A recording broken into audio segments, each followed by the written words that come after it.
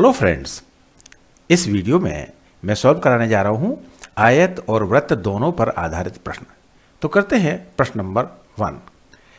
16 centimetre लंबाई और 6 centimetre चौड़ाई वाले आयत में यथासंभव बड़ा वृत्त बनाया गया है, तो उसका क्षेत्रफल है। अब देखिए इसमें क्या है कि ये आयत है और इस आयत के अंदर 16 सेंटीमीटर की लंबाई है, 6 सेंटीमीटर की चौड़ाई है। तो इसमें यथासंभव बड़ा वृत्त क्या बनेगा, जो इसकी चौड़ाई है 6 सेंटीमीटर, क्योंकि इसका व्यास क्या होगा, अधिकतम व्यास ये होगा, तो ये क्या होगा 6 सेंटीमीटर होगा। तो इसमें व्यास कितना होगा 6 सेंटीमीटर। तो यहाँ पे लिख लेते हैं हम व्यास बराबर 6 सेंटीमीटर। ठीक है, अब व्यास जब 6 सेंटीमीटर हुआ तो त्रिज्या क्या होगी इसकी, जस्ट आधी। तो त्रिज्या कितनी हो जाएगी 3 सेंटीमीटर। ठीक है, अब हमें वृत्त का क्षेत्रफल निकालना है। तो वृत्त का क्षेत्रफल क्या होता है, वृत्त का क्षेत्रफल बराबर होता है पाई आर स्क्वायर। तो वृत्त का क्षेत्रफल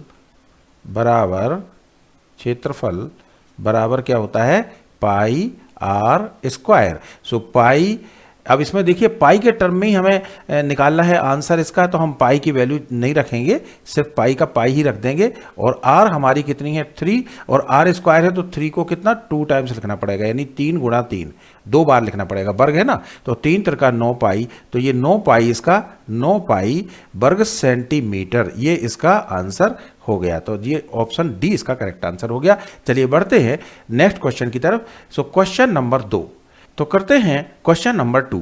एक वृत्त और एक आयत के परिमाप एक समान है, तदनुसार यदि आयत की भुजाएं 18 सेंटीमीटर और 26 सेंटीमीटर हों तो वृत्त का क्षेत्रफल कितना होगा। ठीक है, तो हमें क्या करना होगा इसमें कि हमें प्रश्न में दिया हुआ है कि वृत्त का परिमाप और आयत का परिमाप समान है। तो हम पहले तो यही लिख लेते हैं कि वृत्त का परिमाप, ठीक है, वृत्त का परिमाप बराबर आयत का परिमाप, ये प्रश्न में दिया हुआ है।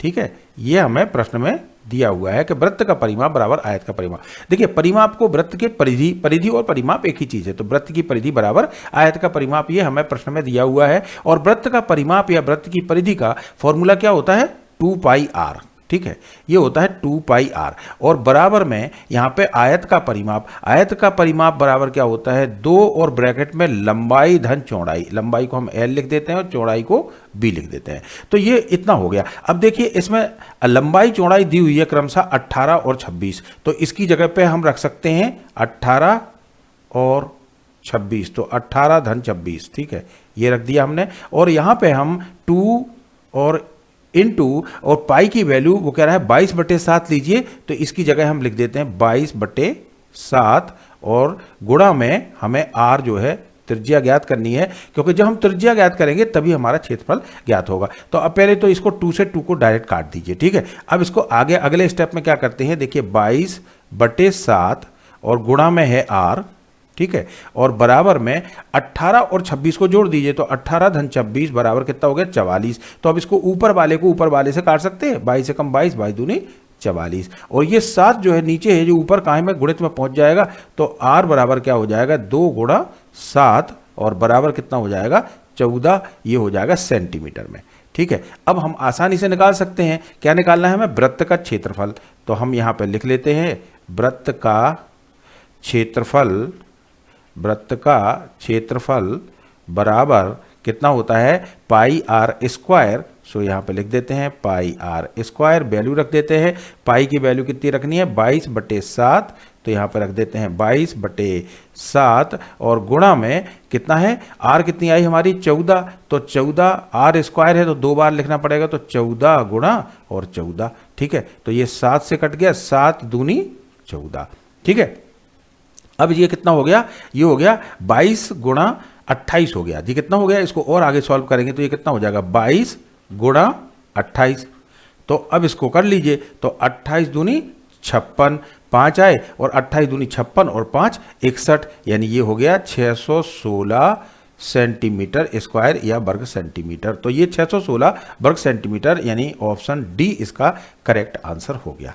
ठीक है, अब बढ़ते हैं क्वेश्चन नंबर 3 की तरफ। देखिए क्वेश्चन नंबर 3 में क्या है, वो कह रहा है कि 112 सेंटीमीटर व्यास का एक वृत्ताकार तार आयत के रूप में मोड़ दिया जाता है। यानी वृत्ताकार तार है, इस तरह का तार है, वृत्त के रूप में है और इसको आयत के शेप में मोड़ दिया जाता है। इसका मतलब क्या है कि तार की लंबाई चेंज नहीं हो रही है, तार की लंबाई तो वही की वही यथावत है। तो तार की लंबाई जब बराबर है तो प्रश्न में क्या हो जाएगा, इससे हम कह सकते हैं कि आयत का परिमाप और वृत्ताकार तार की जो परिधि है वो बराबर होंगी। ठीक है, बराबर होंगे। तो हम अगर यहाँ पे यूं लिख लें कि आयत, जो हम आयत के रूप में शक्ल में इसको बना रहे हैं, तो आयत का परिमाप यानी आयत का जो परिमाप होगा वो किसके बराबर होगा, आयत का परिमाप बराबर वृत्त की परिधि। ठीक है, तो वृत्ताकार तार की परिधि, तो यहाँ पे शॉर्ट में लिख देता हूं मैं वृत्त की परिधि। ठीक है, वृत्ताकार तार की परिधि के बराबर हो गया। तो अब देखिए यहाँ पे आयत का परिमाप, अब आयत के परिमाप के लिए यहाँ पे 9:7 अनुपात में दिया हुआ है आयत का परिमाप। तो यहाँ पे क्या करेंगे हम कि लंबाई, हम लंबाई को क्या मान लेंगे, L बराबर 9x, अपन x अपनी तरफ से ले लेंगे। अनुपात में जब होता है तो कोई एक वेरिएबल हमें लेना होता है। ठीक है, तो 9x ले लिया और चौड़ाई यानी b बराबर क्या हो जाएगा 7x। ठीक है, तो ये लंबाई हो गई 9x और चौड़ाई हो गई इसकी 7x। अब देखिए आयत का परिमाप का सूत्र क्या है, आयत के परिमाप का सूत्र क्या है, 2 और ब्रैकेट में लंबाई धन चौड़ाई। ठीक है, और बराबर वृत्त की परिधि, वृत्त की परिधि क्या होती है 2πr, लेकिन यहाँ पे व्यास डायरेक्ट दिया हुआ है तो इसमें आप जो है वृत्त की परिधि, जैसा कि मैंने यहाँ पे बताया हुआ है कि वृत्त की परिधि बराबर 2πr, तो 2r की जगह क्या लिख सकते हैं हम, व्यास लिख सकते हैं, क्योंकि व्यास क्या होता है त्रिज्या की दुगनी, तो व्यास गुणा पाई लिखेंगे तब भी वो वृत्ताकार तार की परिधि होगी। तो हम यहाँ पे लिख देते हैं व्यास गुणा पाई। ठीक है, ये भी सूत्र होता है इसका।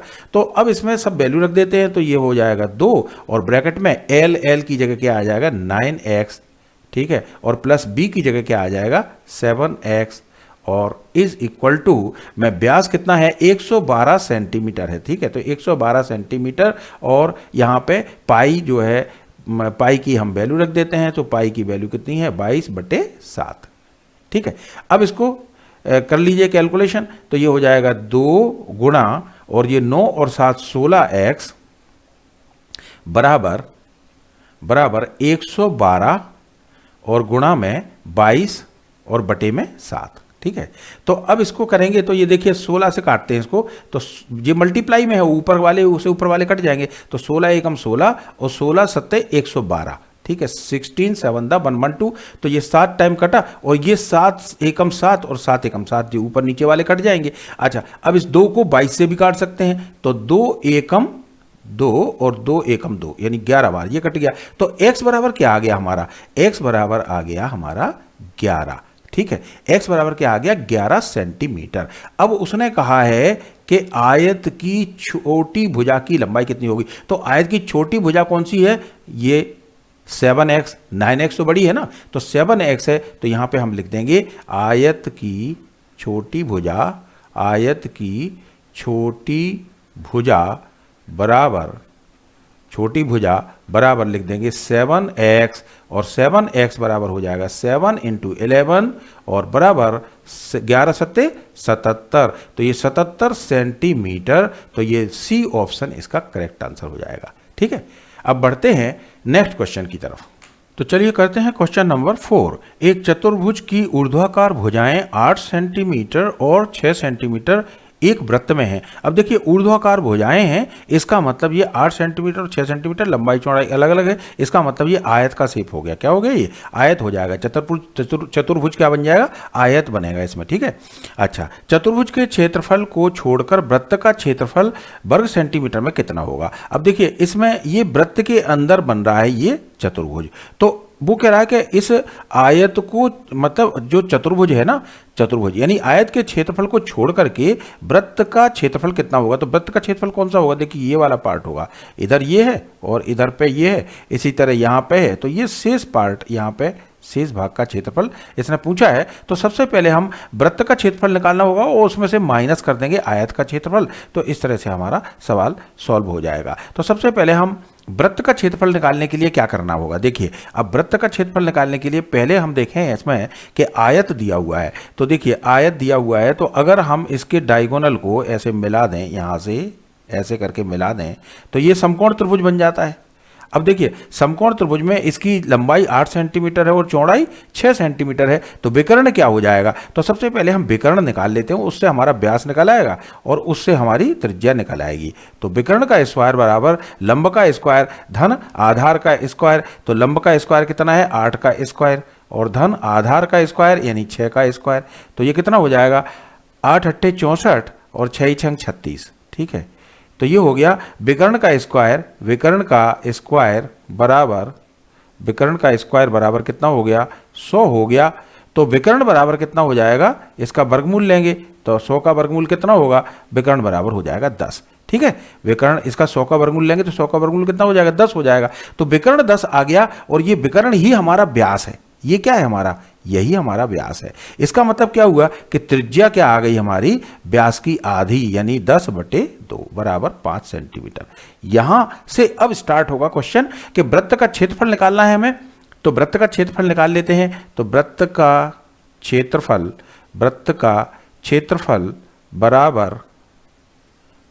क्षेत्रफल बराबर क्या हो जाएगा? Pi r square. So pi r square, अब इसमें पाई की वैल्यू रख देंगे 22/7 इंटू आर कितना है हमारा? 5 है, तो 5 और इंटू 5।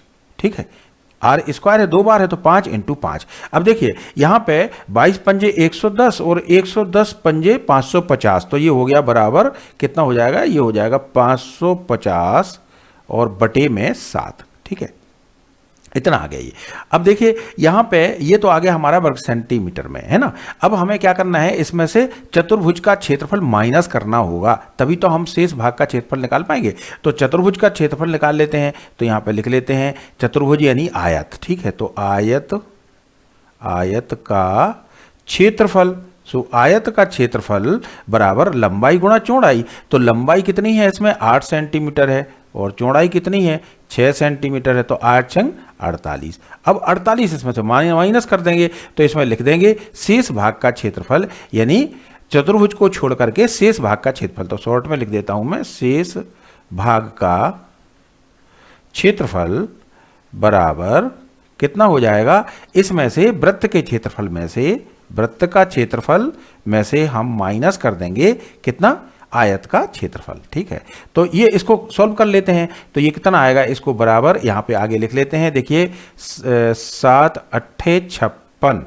ठीक है, 7 सत्ते 49, 7 बार जाएगा। अब यहाँ पे बचा एक 6 बचे, तो 6 बचे तो 7 सत्ते 49, 7 अट्ठे 56, 60 हो गया ना। तो 7 अट्ठे 56, तो ये हो गया कितना? 7 अट्ठे 56। अब 4 बचे तो 7 पंजे 35। ठीक है, अब कितने बचे? 5 बचे, तो 7 सत्ते 49 और माइनस में कितना है? 48 है। ठीक है, माइनस में यहाँ पे 48 है। अब इसको राउंड ऑफ में कर लें क्योंकि यहाँ पे देखो 1 डिजिट में है, तो इसको अगर हम ऐसे कर लें कि इसको ऐसे लिख लेते हैं, यहाँ पे लिख लेते हैं कि 78.6 कर देते हैं। 5 7 को क्या कर सकते हैं हम? 6 कर सकते हैं, माइनस 48। तो अब इसको यहाँ पे माइनस कर लीजिए। तो देखिए यहाँ पे क्या होगा? 48.0। देखो यहाँ पे घटा के बता देता हूँ मैं, ये हो जाएगा कितना है? 78.6। ठीक है, तो 78.6 में से 48 हमें माइनस करने हैं। तो देखिए 6 के 6 आ गए यहाँ पे, और यहाँ पे 8, ये 0 हो गया, और 7 में से 4 गए 3, तो 30.6 बचा। तो ये कितना हो गया? 30.6। तो 30.6, अब ये क्या आ गया? 30.6 वर्ग सेंटीमीटर, यानी ये आ गया उत्तर 30.6 वर्ग सेंटीमीटर, और 30.6 वर्ग सेंटीमीटर यानी ऑप्शन ए इसका करेक्ट आंसर होगा। अब बढ़ते हैं क्वेश्चन नंबर 5 की तरफ। तो देखिए क्वेश्चन नंबर 5 में क्या है? नीचे दिए गए चित्र में 2 सेंटीमीटर त्रिज्या का एक वृत्त, 2 सेंटीमीटर त्रिज्या का एक वृत्त ये बन रहा है इसमें, और 7 सेंटीमीटर बाय 11 सेंटीमीटर के आयत में स्थापित किया गया है। 7 बाय 11 के आयत में स्थापित किया गया है 2 सेंटीमीटर त्रिज्या का। ठीक है, तो छायांकित भाग का क्षेत्रफल ज्ञात कीजिए। तो इसमें उल्टा करना है, उसमें हमने क्या किया था? वृत्त के क्षेत्रफल में से आयत का क्षेत्रफल माइनस किया था। यहाँ पे हमें आयत का क्षेत्रफल में से वृत्त का क्षेत्रफल माइनस करना है। तो पहले हम आयत का क्षेत्रफल निकाल लेते हैं। तो यहाँ पे लिख लेते हैं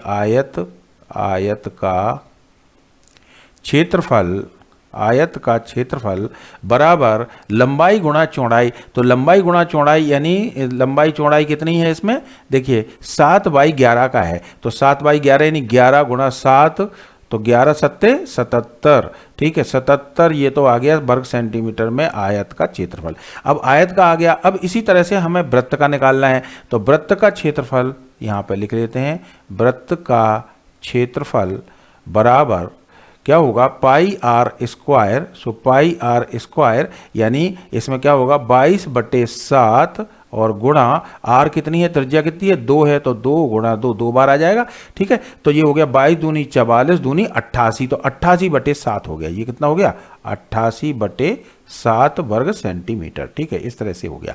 अब देखिए आयत के क्षेत्रफल में से हमें इसको माइनस कर देना है, तो यहाँ पे माइनस कर देते हैं। तो यहाँ पे लिखेंगे कि छायांकित भाग का छायांकित भाग का क्षेत्रफल, छायांकित भाग का क्षेत्रफल बराबर क्या हो जाएगा, देखिए आयत का क्षेत्रफल, आयत का क्षेत्रफल कितना निकाला था हमने 77 और माइनस वृत्त का क्षेत्रफल, तो वृत्त का क्षेत्रफल कितना है 88/7। तो इनको माइनस कर लीजिए। तो यहाँ पे देखिए यहाँ पे करेंगे माइनस, तो कैसे होंगे, देखिए 7 इसका एलसीएम आ गया, तो ये हो गया 7 सत्ते 49 और 7 सत्ते 49 और 50 53, तो ये हो गया 539 और माइनस में आ गया 88, ठीक है। ये इतना आ गया। तो अब इसको माइनस कर लीजिए, तो ये कितना आ जाएगा, देखो 539 में से 88 घटा दीजिए, तो 9 में से 8 गया 1 बचा। अब यहाँ पे 13 में से 8 गए 5 बचे और यहाँ पे 4 हो गए, तो ये 451/7 आ गया। अब इसको निकाल लीजिए, तो 7 सत्ते 49 ज़्यादा हो रहा है, 7 6 42, तो यहाँ पे हो जाएगा 7 6 42, 3 बचे, अब 31 हो गए, तो 7 चौके 28, अब 28 फिर 3 बचे, तो 7 चौके 28, तो ये 64.4 वर्ग सेंटीमीटर, ये इसका आंसर आ गया। तो 64.4 वर्ग सेंटीमीटर, ऑप्शन बी इसका करेक्ट आंसर होगा, ठीक है। प्लीज इस वीडियो को लाइक, सब्सक्राइब और शेयर कीजिए और प्लीज इस बेल आइकन को दबाइए।